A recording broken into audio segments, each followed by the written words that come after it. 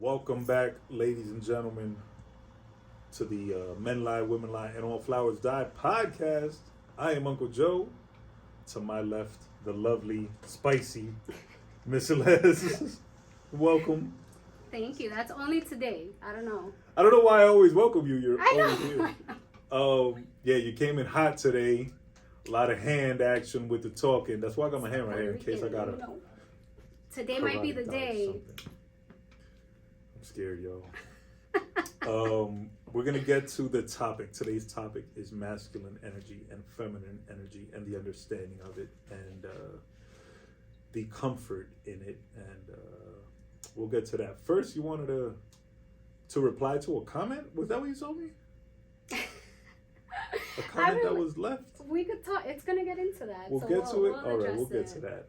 So first, because not everyone is clear on, and I'm still not clear on the definition of the masculine and the feminine energy. And before the show, you told me that the feminine energy is more the nurturing, the receiving, right? Receiving. Open to receiving, and being nurturing, compassionate, and then the masculine, right, is the action, the giver, the doer. Who came up with these titles?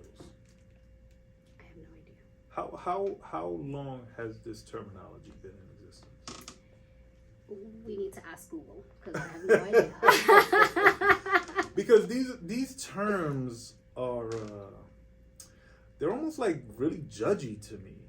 Like I don't like that certain things are women being in their masculine or men being in their feminine. For example, you stated that being in your feminine is to be nurturing or caring or loving. What if a man is doing that to you? Is he in his feminine or is he just a caring man? Well, the ultimate goal, right? A healed person is someone that is in both, right? Their feminine and their masculine. And you have to be able to know when to turn what on and when to turn it off. But it's confusing to me almost in the sense that certain things you don't turn off. You don't turn off being caring or nurturing. No, but I'll give you an example, right? When I'm at work, right? I'm the boss, so I'm making decisions. I'm the doer. I'm in my masculine energy at work. I gotta make decisions all day. I'm dealing with people. I'm not in my nurturing, soft side, right? I gotta get shit done. And that's masculine. That is the masculine energy. I don't know. I don't like these labels. I think you're. What would you call it, Joe? You're just if in this your was Joe's work world. boss. This was Uncle Joe's First world. of all, it is. Your tone is very mocking. Second of all, you're saying that as if it wasn't. Are you trying to put me in my place? When it totally is. Would that be me being in my masculine? That's you being in your masculine. And you know what? I'll be in my feminine. I'll accept and you'll take it. All right. I'll accept it. No, I just think if you're at work and you're the boss, you're just in your work zone and your work energy. It's not masculine or feminine. You're the boss. You got to make the decisions and do shit. I don't think I like that everything is titled as being one or the other when it's just all part of being human. But there's people that are not in both, right? Like nowadays you hear about women being in their masculine all the time, right? Like they don't submit to a man, right? Because a man, well, some men don't lead properly. Correct. So they're not giving them anything to submit to. Correct, right? So a woman has to be in her masculine at all times, right? If she's not with someone that can properly lead. Wouldn't that then make it harder for her to find someone to submit to? Absolutely. That's why that's a woman coming from like a wounded place. That's definitely, and I'll tell you, I think even now, right? I could be a little bit more my masculine than my. You're in my your masculine feminine. today. I am. Today I don't know. I don't know what's going on. I don't know if it was the gym before. I don't know, but I am a little in my masculine. But that's okay. And I don't think that's you being in your masculine. I just think today your emotions are a little more aggressive for whatever reason, whatever it is that made you more emotional. This is an emotional reaction or something, and the reaction is to be a little bit aggressive, a little bit. I say spicy, I say joking around, but to me, it's not you being more masculine. It's just something riled you up, whether consciously or subconsciously, and you're trying to let those emotions out, and they're coming out aggressive. Just going through my healing process, right? Because I'm coming from like a wounded place, so there's days, right, that I'm a little more. I forget that you're still dealing with. I'm a little more in my emotions, and then there's other days that I'm like, fuck that, you know. And today's one of those. So days. On the days that you're like, fuck that, is that considered to be in your masculine? Yeah, I mean, why that can't be? It is you being in bad bitch mode. Ask society. I don't know, but society's whack, y'all, and I'm tired of society and all these labels and everything. Got to have a label. And if Ms. Les wants to be aggressive today and go lift weights and slap people up, I don't think that's masculine. I think that's more being Puerto Rican than anything. No, today you're gonna get punished. I think that's Puerto Rican female shit. But society always wants to label something as one or the other. And I think because things are often labeled, or so often labeled, that sometimes us, men I suppose, we don't learn these labels fast enough or keep up with what's what. And I think sometimes that's done because it don't matter to us. Like, it's almost unimportant or non-existent to be in your man, to be in your male or your female. It's more like, are you in fucking asshole mode or are you chill today? You feel me? Right, but you can't always be in asshole mode, because then that's you being in your like toxic masculinity. No, nobody should ever always be in asshole mode. Be surprised. Well, there's toxic people in this world. I believe I was called toxic a few minutes ago, which I'm highly offended by. I don't believe myself Not to by be me. Toxic, which made it even worse, yo. I don't consider myself to be toxic, but I think because sometimes my actions are not easily explainable, they're viewed as toxic. So maybe you have communication, like you lack communication skills. Maybe people ain't asking the right questions. But if you're the one that is being the toxic one, right, and you're saying that it's being misunderstood, then it's you that needs to clarify that. If I felt it deserved an explanation. Well, you're the one that's a little bit butthurt about being called toxic, so... Because I don't think I'm toxic. But that doesn't mean that I have to act as if I were toxic and correct it, because I don't think I am. But that's probably a little narcissist. That's a little... Anyway, that's me and my feminine when I'm in my narcissist toxic bag. Listen, women being in their masculine, that shit is exhausting. I could imagine it would be, because you're not so like naturally equipped to be that way. So like moms, right? I would say any mom, right? If you don't have like a strong supportive system at home, right, to help you, or single moms, I think that we are in our most masculine, right? Because we need to provide, or like our kids will die. Right, so we have to do. So I think that moms are right in our masculine a lot.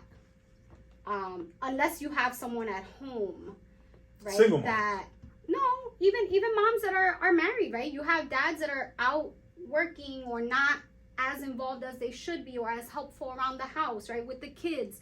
So it doesn't necessarily have to be single moms, right? Just someone that doesn't have that support at home. Mm-hmm. We have to be in our masculine. And by being in your masculine in that example, you mean because you have to provide, or because you have to discipline? Because we're the doers, right? We're not being like the nurturing, compassionate, right? We're doing what needs to get done. And that's... I still don't consider that you being in your masculine. To me, you're just being a parent, and I understand that you don't get it, but that's what society calls it, and that's what we're talking about. Society right? is fucking wrong, bro. That's to me. All right, let me explain it to you like this, right? To me, you're in your masculine if you got to go change the oil. That's like a masculine task in my brain. And mind you, y'all, my brain is wired oddly. So to me, if you're like, yo, I'm in my masculine today, I'll picture you with like oil on your face and overalls and a wrench. Like, oh, all right, so they should have masculine. You just providing for your children, that doesn't, to me, that's neither masculine nor feminine. That's parenting and that's being a human. And yo, you have no choice. Unless you're a deadbeat and you're going to disappear. No, but if you have the support from a partner, right, then you don't have to be as much. You can be... You don't have to be as much, but you still have to do it. Correct. But if my man comes home from work and is helping with the kids, and so then I can be more of the feminine, the soft side, right? Like the... Right, but earlier you said the masculine is the doer. The doer. To be feminine and caring and nurturing is doing something as well. Right, but I don't think that's what society... Fuck society. With how it's defined, right? It's not. I think society is defining these things totally wrong. And again, that's just me and Uncle Joe and his hard-headedness and unwillingness to subscribe to all of these terminologies. But I just think society is labeling things that we don't necessarily have so much control over, or things that are more like, it's just human and loving to be nurturing and caring. It's expected of you as a human, especially if you're in a relationship, your partner, you should nurture them, you should care for them, you should love them, you should treat them well. That's not... Also, but you should provide for them and protect them and make sure they're good and whatever else. That's what you would think. But if that was the case, there would be a lot more happy couples, people together, more marriages than divorces, right? No. Like, obviously, that's not happening. Right, because, like I said, a healed person has both the balance of masculine and feminine energy. They know when they have to do shit and when they need to just protect your woman or protect your man. And not everybody does that. There's people that are more in their masculine or more in their feminine. And you think it's more so a result of heartbreak or trauma or past relationships? I think it's how you grew up, at least for women, right? When we have the one man, right, that was supposed to protect us from day one, not being fully there, or not being there at all, or abusing you, or whatever, our dads, right? Yeah, we're gonna be in our masculine. We're gonna be scared to open up. We're gonna be being in your feminine is being vulnerable. Like, I'm opening up and giving you the opportunity to fucking destroy me. Okay, it's funny you say that, right? Because in an earlier episode, you said that you liked men who are vulnerable and open up.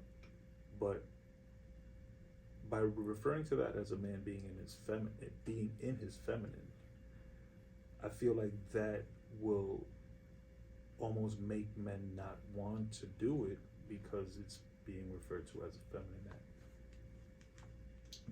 I mean, that's somebody that thinks that way is stupid. Sorry, Joe. There's two insults today. That's just no. Because that's how. But do you understand what I'm saying? Right? But because it's labeled as being feminine. Yeah, but come on, like. But that's how dudes are brought up. I guess. So. All totally in their masculine, right? Totally. Right. So that's unhealthy. That's unhealthy, right? Because you don't know how to be in touch with your emotions. And us women, right? Women that are in our feminine, when we are in our feminine, right? Because if you want to be in both, we want that vulnerability from our man. Not all the time, right? I'm not saying that every time we get into an argument, my man's gonna cry, right? But if we're going through shit, like, I want to sit down with my man and be like, yo, fuck, babe, like, let's fix this. How do we do this? Like, I need that.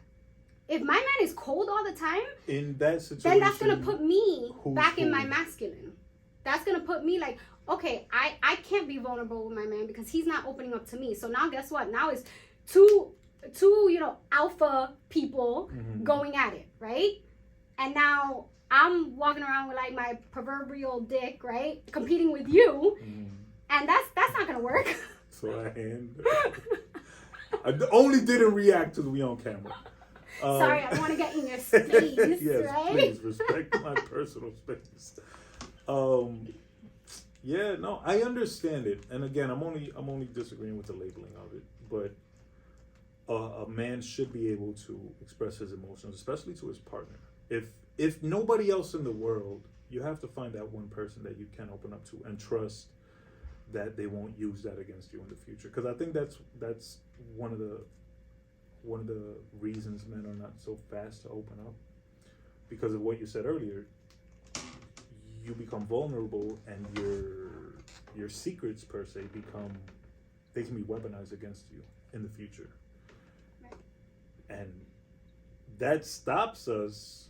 But if you find that person that you believe you can trust and will protect those secrets per se, or protect your heart, yeah, please run towards that and then begin the opening up. And like, let it take time, right? Fellas, don't try to rush into it. You're not going to open up overnight.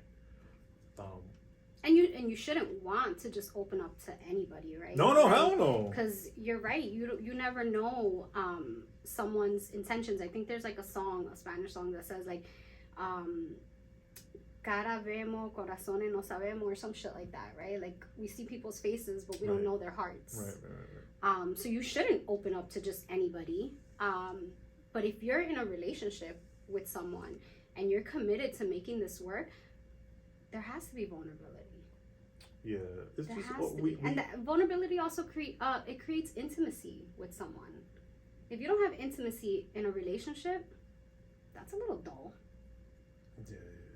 Right? Like, absolutely. It's just we first have to get over it. We have to unlearn that being vulnerable is being weak. Yes. And that you have to heal from that. Like, right. Those are wounds, like inner child wounds. Just like us, right? They call it the daddy issues, right? Women, we have to get over those daddy issues, right? But also, I think, and maybe because as women, when we're picking men from like our wounded energy, we attract the wrong men. Right. Right? And then what happens is the man doesn't know how to lead, so we won't submit to you. Right? But we need to take responsibility for that, right? I think that we need to stop being the victims. And I'm speaking about women, right? Or men that play victim, right? And understand that we create the situations that we get in, right? And if we don't work on ourselves and heal ourselves and make ourselves better, we're going to continue to attract the same men or women with just different faces. Right. So if you're educated on the healing and the so-called daddy issues and the need for a man that you can submit to, why is it so often that women are selecting these wrong men? So you're asking me if I know so much, why did I pick the wrong guy? Not at all. I don't know. Not at all, but since you internalized it, and I totally didn't mean it. I will. Because I'm super scared you're going to hit me. I Yeah, wow. I can only speak for myself, right? You never fully heal, right? And I'll tell you that before getting into this situation that I'm just coming out of, I thought I was healed, right? Because I had about a year and some change by myself. I was like, can nobody ruin my peace, blah, blah, blah, talking all that shit, right?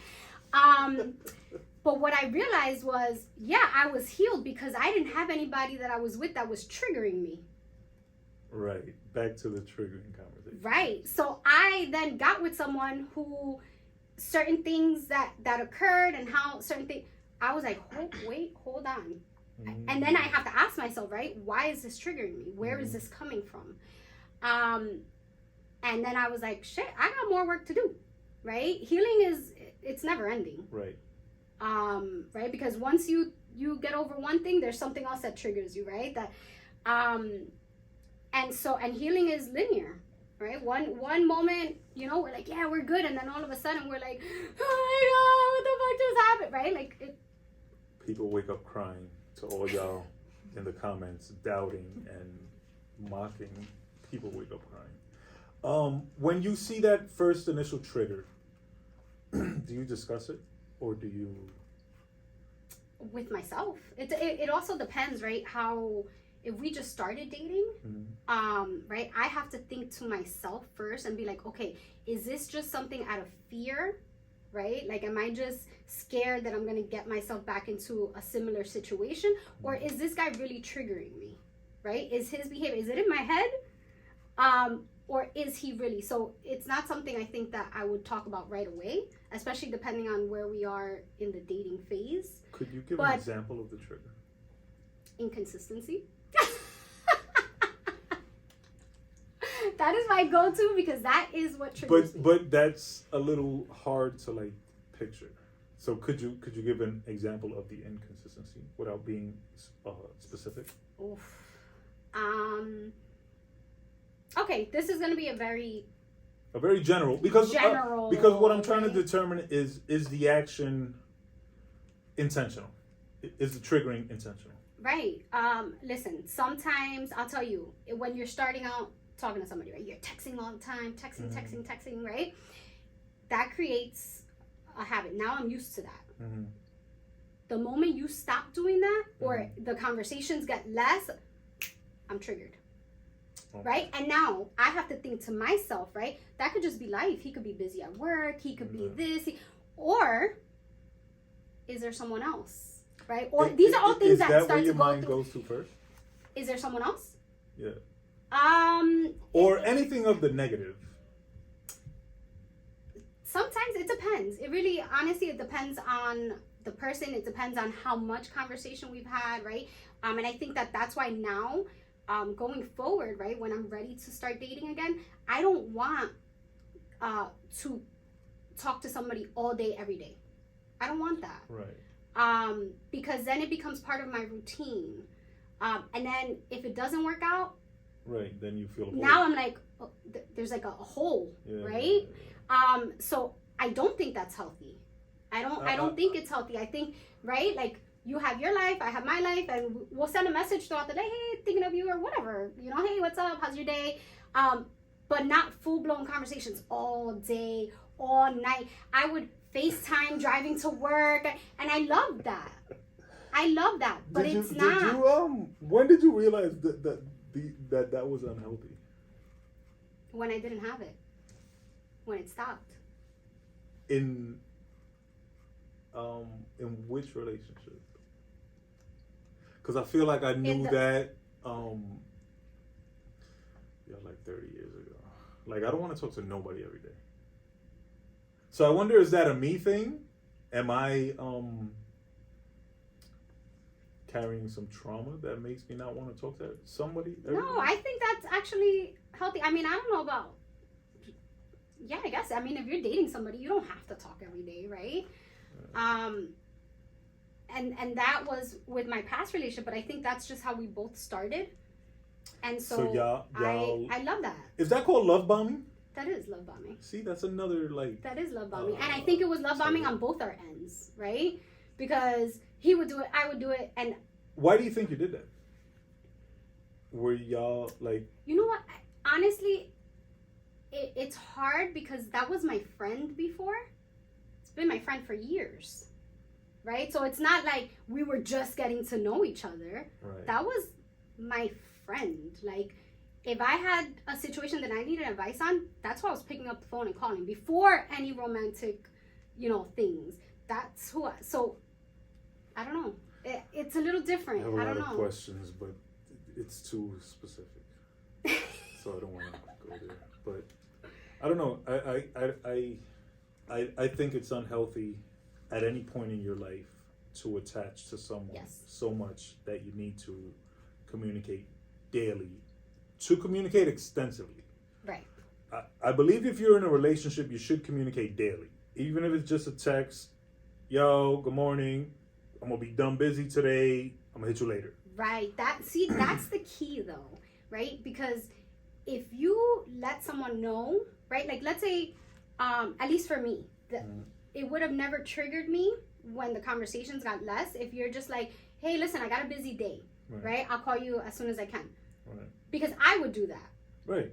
Right? I would be like, hey, listen, I got, visitors coming in. I got this and that. So he would already know that he's not going to hear from me. Right.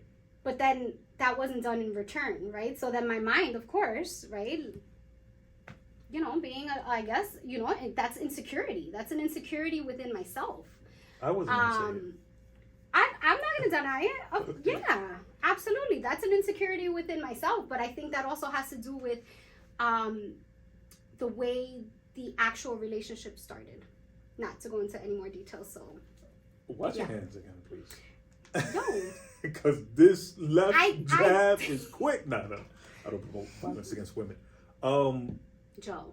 I would never. I'll lock your ass up so quick.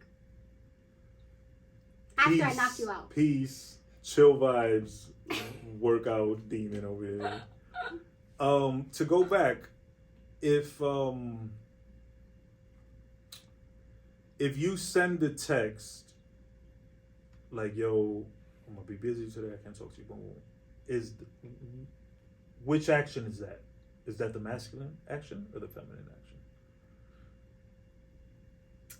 What's that considered? I mean, I think it could be, I don't know, I think it could be a little bit of both, but maybe more of the feminine, right? Because I don't know. I don't know.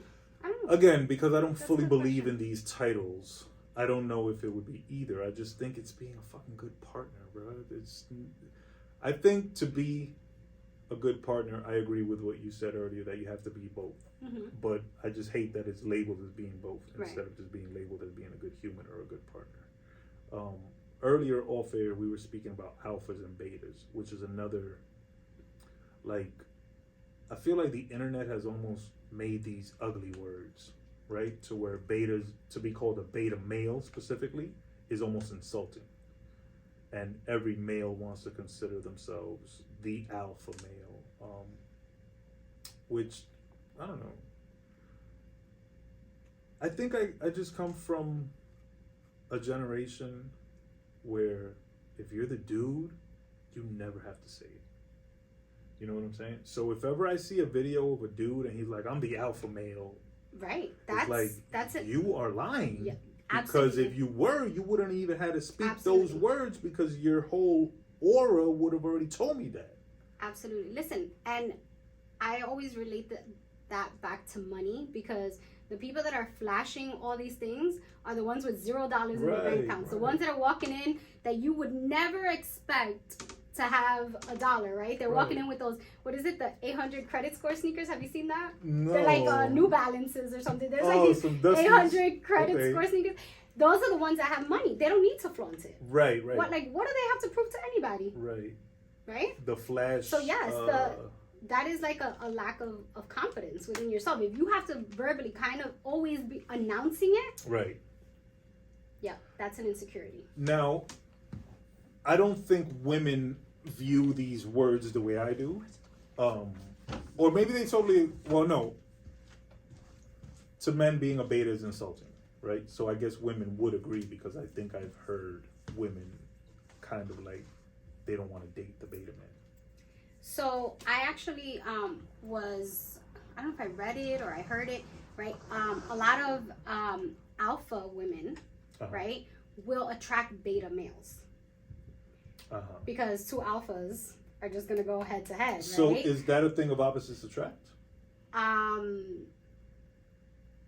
guess, kind of a little bit, right? But it's just that an alpha woman, right, what's defined as an alpha woman, right, is somebody that's in control, assertive, like, is not going to submit, right? And the only person that is going to be okay with that, right, is a beta male.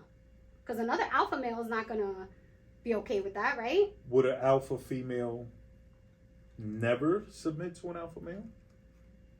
Then she wouldn't fully be an alpha woman, right? Like that's where you're in your masculine and your feminine, right? Like that goes. In a relationship, isn't it necessary for her and for him to be both? Like they can both be alphas individually. And absolutely.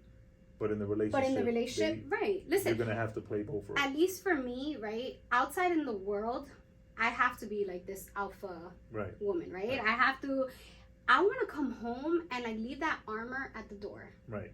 And just like submit to my man and know that like I'm coming home and my man, he's got me. Like right. But even with that, there's gonna be days that you come home. And it might be the other way around. Right. Absolutely. And you know what? Now I have to be the strong one for my man. Right. Absolutely. And that's okay. There's nothing wrong with that.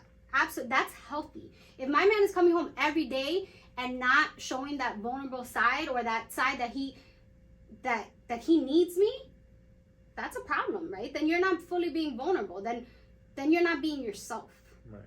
Right? And if you can't be who you truly are with the person that you're planning to spend your life with, then you're a fraud. So the alpha beta is just synonyms for masculine and feminine. Yeah. Like the alpha, it says, right? Like the alpha female comes out of like, you know, it's coming out of masculine energy. Right. And then the beta. And let me say that very rarely have I heard the phrase the alpha female. Not to say that I've never heard it, but you just hear alpha male spoken about, let's say 95% of the time. And then but like think about like these like boss babes, right? These boss bitches, these you know, they're alpha females. No, I know. It's just not a term that is often used. I don't know. To me, in my quest for knowledge, it's unequally balanced. How much you hear about alpha males and alpha females. Not to say they don't exist or anything. It's just maybe because they use the boss bitch more. Or something. I don't know. But to men, like alpha female, it's like I even think like not intimidating. Well, it could be right to a man who is insecure. Mm-hmm. The alpha female can be intimidating, and so the terminology becomes almost ugly. Yeah, you know what I'm saying. But that goes back to what you said earlier a little bit, that the alpha female attracts the beta male, and the beta male will often have insecurities. And that's where the alpha, and thinking of that YouTube comment, that's where the woman will not respect, right? They lose respect for the man, because he doesn't know how to properly lead. He doesn't know how to like man up, right? But the comment stated that the woman holds a man in this high regard of warrior-like, and when he begins to express these emotions and become vulnerable, that they grow weaker in the woman's eyes. Yeah, you don't agree with that. It doesn't make him seem weaker to you. His vulnerability. If he's coming home every day being extremely vulnerable and like crying every day, and like then that's then of very course, beta. right? Then but I think the comment was left on a conversation. And I don't know about the losing respect. I just wouldn't find that attractive. If it was. If he was constant, right? But if you have a balance, yes. Just like I don't want a guy who's all in his masculine only, because then I don't see a soft side. Like I want to see the side that nobody else gets to see, right? Like. But if he's in his masculine only, and then he jumps into his feminine, isn't he now being inconsistent? No, but that's why I said balance. No. Balance. I just said that to fuck with you, really.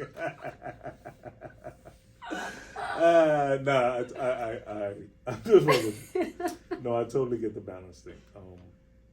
I just think it's hard, bro. It's hard for guys to open up and trust a female. And you don't think it's hard for us to open up and trust men? No, it's hard for y'all, but even in the difficulty of it for y'all, it's more so like almost expected of y'all to be more expressive emotionally and more open and vulnerable.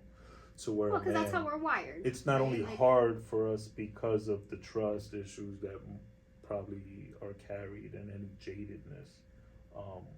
It's also hard because we're not even wired to do it, and we're not raised to do it, and we were constantly taught that is bad and that is negative, and dudes don't cry, and nobody cares how you feel. But that's why we have to do the work on ourselves, right? And take the time, and maybe you won't even realize that until maybe after your first relationship, right? But then instead of jumping into the next relationship, take that time to yourself, right? To work on yourself and realize, okay, what role did I play in this, right? And what do I want to take to my next relationship, and what do I not want to take to my next relationship? Right. Because if not, you're going to continue bleeding on people that didn't do anything wrong. Yeah. So what do you think you do in breakup when you're like perfect? Why, you're perfect?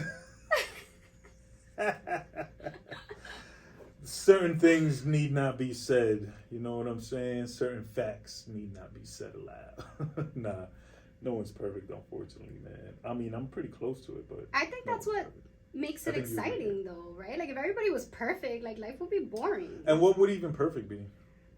Like, who knows? Because we don't even fucking know. The perfectly balanced. But I think it would be boring, right? Like, if we were both perfect, if you had a relationship and your girl's perfect, you're perfect, like... That's boring. So what would spice it up? Some toxicity? No, but like a disagreement. Doesn't have to be toxic. A disagreement. Keep it real. Toxicity is a little bit fun. Listen. No. That shit. No, definitely. I'm over that toxicity relationship. I don't want that shit. Keep that shit away from me. You don't have to want it for it to be fun. Roller coasters, I don't be wanting to get on them, but when you want them, they be fun as hell. And then you get off. And you wobble around a little bit. And then you gather your footing. And you back at it, baby. Next roller coaster. He's not toxic at all. I am not toxic. I don't feel as though I'm toxic. I feel as though I'm mislabeled as toxic. Because I be looking out for y'all. I be trying to protect y'all. And y'all don't see it. Y'all don't understand my protection methods. I'm protecting y'all from heartbreak. Because you are not healed. A healed person is... No one is ever healed. Yeah, but you got some. You feel me? I got some? I said you got some inner... I have some inner healing to do. We all do. But yeah, we all do. You know, and I think I wish what I know now I would have known, in my 20s.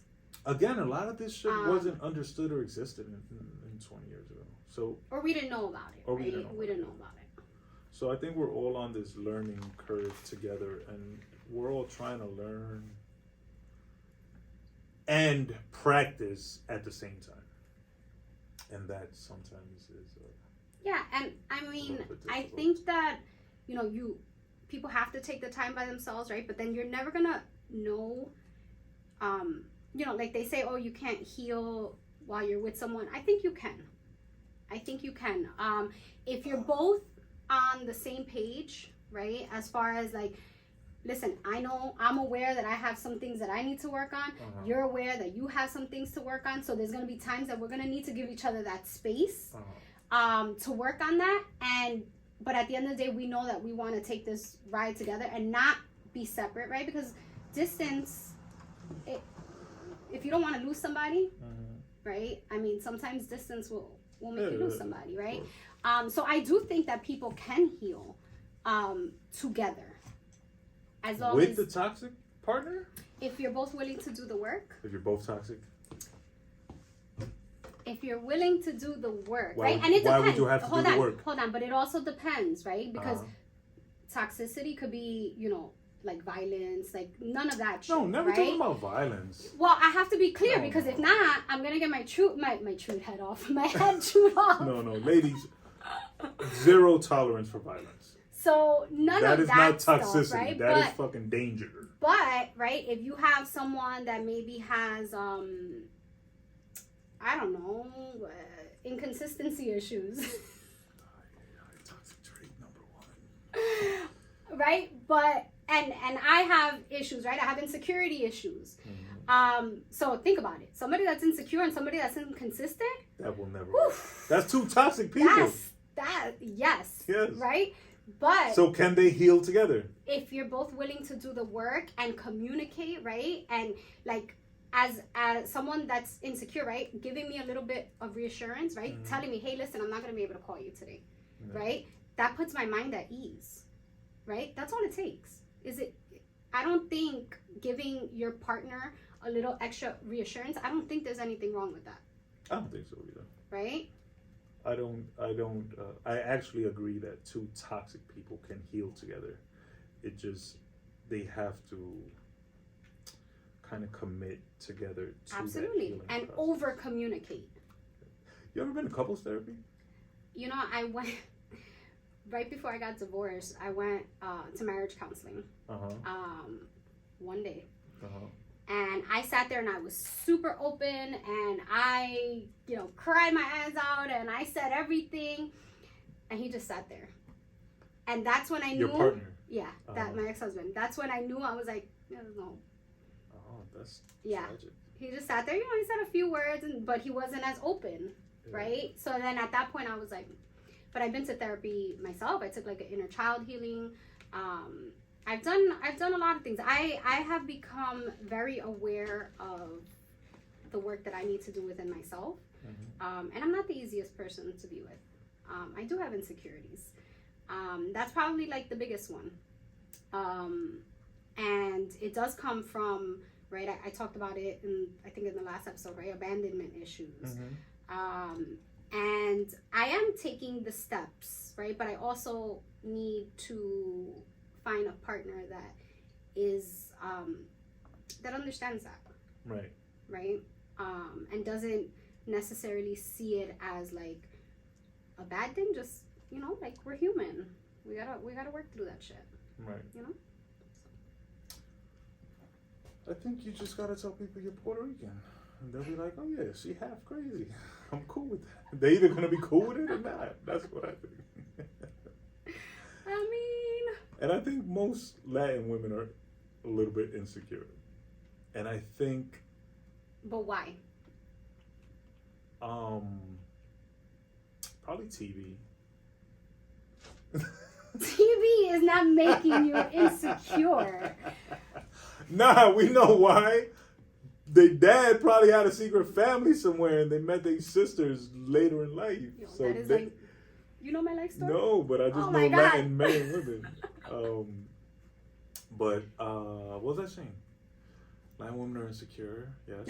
And I think I think that's kind of hot. Like men be thinking that's kind of hot. Women being insecure? Not the fact that they're insecure, but like when they be like taking action. Like pulling up on you and shit like that. That is toxic. But I think dudes like that because they're taking action. And it's more than talk. And it's like, oh, she was ready to come out here and stab the next chick. If the next chick would have been out here, but the next chick would never be out there because men are super loyal. But it's testing. You know what I'm saying? So when they see, like, oh, she's about it, they be liking her more. Let me ask you a question. Mind you, I'm talking mad shit. We're talking a lot about women and the women insecurity and men are super insecure. Yes, absolutely. But I want to talk about why a good majority of men don't lead properly.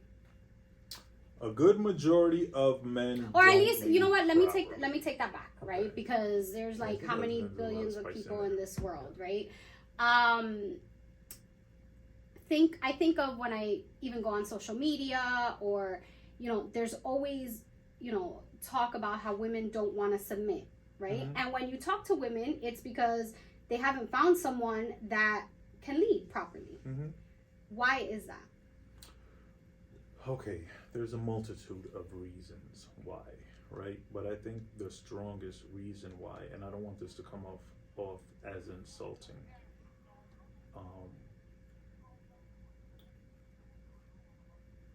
women used to be put on a pedestal, right? So when a man got his woman, it was a trophy. It was like you had to protect her because she was the shit. You know, that's like your one.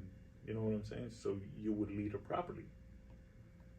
Now there's so much exposure to women, whether positive or negative, that they're not as coveted as before. They're not as revered as before. You know what I'm saying? If you have one diamond, that shit is fire. If you have 10,000 diamonds, that shit is just another diamond. So I think men are almost overexposed to women. Good women, bad women, alpha women, beta women, skinny, fat, thick, tall, short. You know what I'm saying? We see every variety of woman now, and none of them, it's harder for them to be special. But I think that's now, but like think back even like I think of my parents, right? In their situation, right? My dad didn't properly lead, right? To the point that my mom raised us to be so independent, like really in our masculine, right? So that we never had to depend on a man to protect us, to provide for us, you know, financially, nothing. That if my mom used to always tell me, like, listen, make your own money, do like really focus on what you have going on, so that the day a man decides to cheat on you or whatever, and this is obviously my mom coming from a wounded place, right? You kick him to the curb, right? So this has been going on even prior to social media and the like, access to women. I feel like if you like your commit, situation wasn't the norm. I feel like I know a lot more people that had both parents in their life and their father did lead and held down the household than people that came from single parent homes. I in my circle of friends or people I know. So your dad might have been the outlier, and I can't say why he did what he did. No, of course. But you know, probably he was never taught how to properly love, and he was never taught how to properly lead, and you can never do something that you don't know. Well, yeah, I'll tell you, and this just proves that we all have a lot of inner child. My dad wasn't raised by his mom. Okay, see? Right? So he was raised by his dad. Okay. You know, and then his sister, right? But he didn't have that mom love, that nurturing, that, you know. So I guess to him maybe, right? And this is just me guessing, right? Like he never knew how to properly take care of a woman. Totally possible. So my dad was in the household and held it down, all the bills, never worried about none of that. You know, food always in the house, boom, boom, boom. As far as being a father, he was great. But as far as being a husband or a partner to my mom, he wasn't that great because he was unexpressive, and to this day it's difficult for him to express any form of emotion. So even in like, so he's very in his masculine, right? So when it comes to parenting, or you know, you saying a man being able to lead or not lead, he led the household, but at the same time he failed to lead the relationship. So it's there's never an answer to it of why men don't lead or can't lead or don't know how to lead. Sometimes they don't want to lead. You know what I'm saying? If you're not the one for him, he don't want to lead you, so he don't give a shit. Then he shouldn't. Then don't. Why would you be with someone that you don't want to be with? Why do fish breathe underwater? Because men are fucking assholes. You kidding me? Because they got a 10% chance to smash, and they're gonna take it and not think of the emotional repercussions that's gonna happen to the female. That's selfishness. That's non-growth. That's what causes, right, women to feel like we have to be in our masculine all the time. We have to protect ourselves because our men are not protecting us. Right. So maybe the question is, why are women picking men that don't lead? Because we're coming from wounded. But you're picking wounded. Of course, wounded attracts unhealed. Wounded. Yeah. Unhealed attracts unhealed. So the unhealed. cycle is just going to continue. That's why we have to do the work. That's why we have to do the work. Exactly. Hello. Exactly. Y'all definitely need to continue to do the work. Yeah. Until you guys too. Like, what do you mean? Level Yeah. of emotional maturity. Like both myself. men and women. Oh no, I'm talking specifically now. Like y'all need to grow up and reach my level of emotional understanding and expression and maturity. All right, guys, thanks for joining us today. Nah, I'm just messing around, man. I'm still, I've done therapy too. I did couples therapy with an ex-girlfriend. How was that? So we tried a few different therapists. As you should. One of them was really trash. One of them was really good. Like, she got us to kind of open up in like the first session. But then something happened. I think the insurance changed or something, so we couldn't go back to her. And then the last lady we went to, it was so real that the insurance didn't even cover it, and we came out of pocket. And she was good, but then the relationship just crumbled, so we never got to go back. Mm-mm. But a lot of people, like don't even. They're like, if you're not married, you shouldn't go to therapy. Like, if you're just a couple and you need therapy, just break up. No, I obviously don't agree either. We was in therapy. We should have just broken up. You shouldn't wait till you're married and have issues to go to therapy. I think people should go to therapy on their own. Yeah. And then, if you're in a relationship, therapy teaches you a lot of things. Even when you're in a couple, like, in a relationship, it'll teach you how to argue. Right? Like, that's a big thing, knowing how to argue with someone, knowing ways to communicate. Like, I think it would be great. I would love to meet somebody that's like, listen, we're gonna make this shit work. Let's go to therapy now, right? Oh that way, when we get married, we're good. Your first date could be therapy? Not my first date. Maybe my second date. Nah, I'm also a strong supporter of therapy, whether couple or individual. Yeah. Sometimes couples need that mediator so they can understand what the other is trying to say. Yeah, and I mean, a good therapist, right, is just, all they're really going to do is just ask you certain questions to kind of open your mind to see things differently. Right. A therapist is not gonna go and give you advice. That's not their job, right? Their job is just to kind of open up your mind, right? And try to get you to understand where she's coming from and vice versa. So I think it's very helpful, and I think everybody should go on their own. We all have shit we gotta deal with. Yeah, I totally agree with that. No matter how hard our parents tried, right? They had their own shit. They were doing the best they could.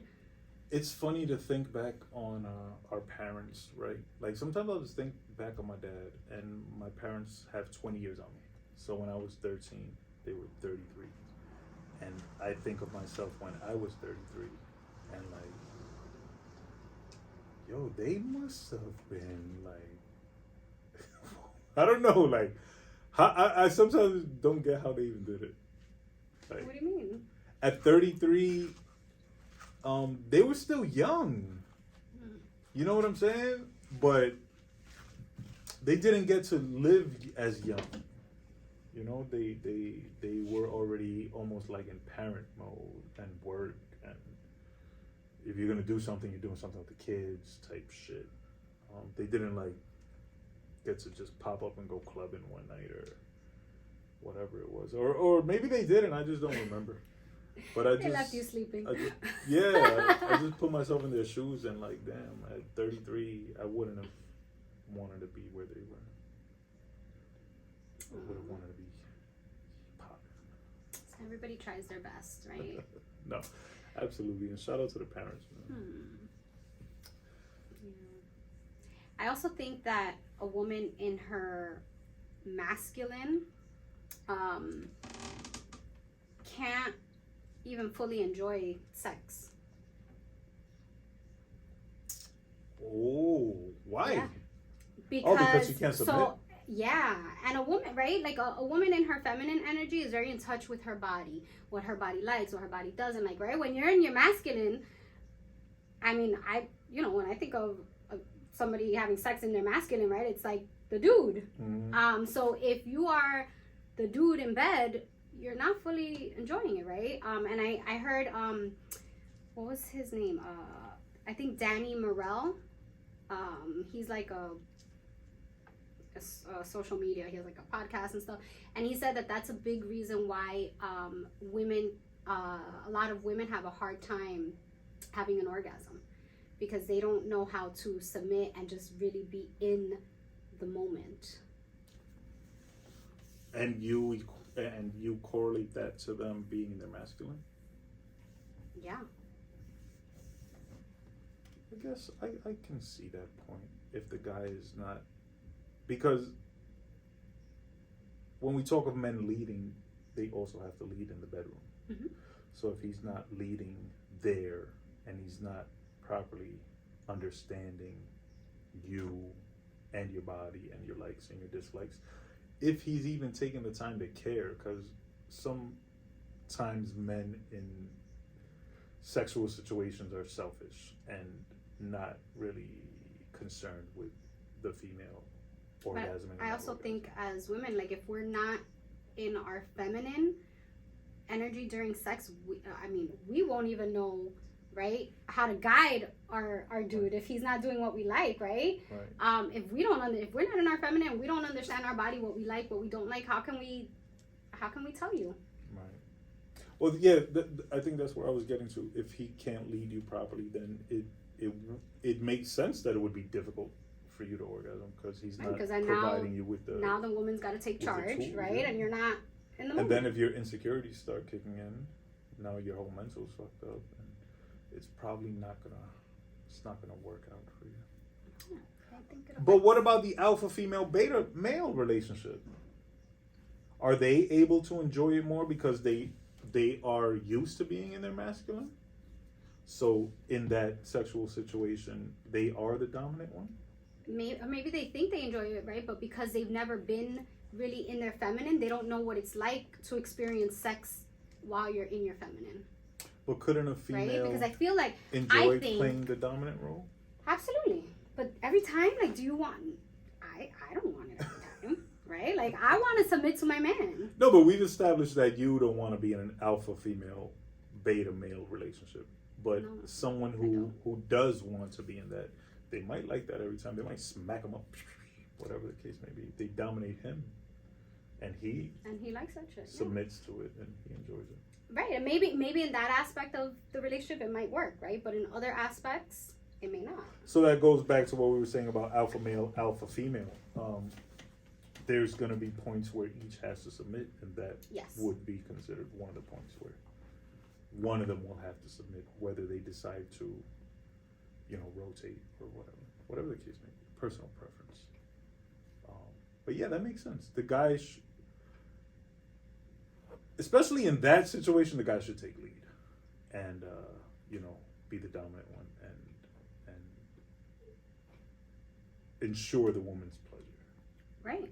And I think as a man, right, like, wouldn't you want to do that, right? Like, wouldn't you want to make sure your woman is pleased, right? If you're the non-selfish man, yeah. Well, if you're in your masculine, right, and if you have that healthy balance, right, you want to be pleased and you want to please. Yeah. But they have to know, well, not only do they have to be in the masculine, they have to be somewhat healed or on the way to healing, or just positive, I guess, or non-toxic, and want to have the right result with the female. Yeah, I think if both men and women just understood and when they have to be in which role, which energy, it would be great. A lot more women would submit. I think you just actually gave the word that I've been looking for all episode. It's just different energies. It's, to me, again, y'all can call it what you want. Y'all can label it however you want. It's neither masculine nor feminine. It's energies. What energy are you in, and what is the right energy for the moment? Your feminine energy and your masculine energy. Correct, but without having to label them, just what is the correct energy for this moment in time. Right. And for when myself when and you for my partner. when you can do that, you have, like, as a woman, when we can balance both, right? When we should submit to our man, right? And when we need to put that guard back on, that's when we're in our divine feminine energy. And the same thing with the man. When you know, okay, it's my time to lead, I got to take care of my woman, but I also can sit down and have a vulnerable conversation with my woman and make sure that her heart is protected. That is a man in his divine masculine energy. When one reaches their divine energy, does their aura glow? I'm sure, right? Like, there it is. There's the proof. Y'all know I'm the last dragon, and I got the glow of the last dragon. So my aura be glowing because I've achieved divineness. And on that note, we're gonna head out. My masculine and feminine cheese are all aligned and elevated. And with that, we're gonna say peace out. Mama Les, Uncle Joe, Men Lie, Women Lie, and All Flowers Die, the podcast. And we out.